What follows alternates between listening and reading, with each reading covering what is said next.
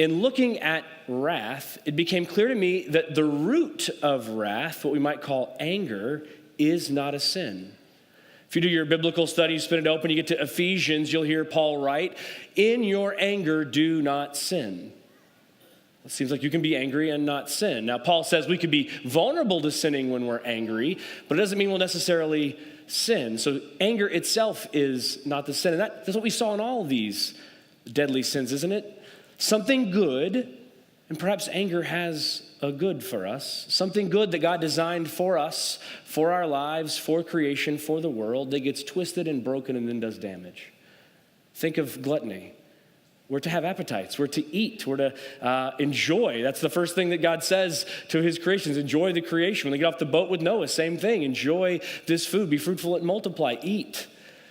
And yet when our appetites do damage to our neighbor, our desire for food has become a desire for domination.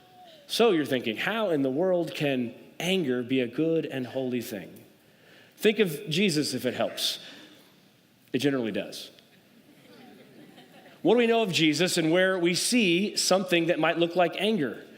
Well, when he rolls into the temple and flips over tables and says, "My Father's house will not be made into a den of robbers," I'm guessing he didn't whistle a tune. If you've been around a guy that knows how to use a whip, that sounds a little bit like Jesus was passionate, maybe even angry about the damage done to the cause of God in the world. So Jesus seems to be open with anger. Paul certainly writes with some intensity and anger. Anger is a good thing as it makes us react with passion to things that are wrong. It's just that we have to learn what the right things to be angry about are. And this takes time.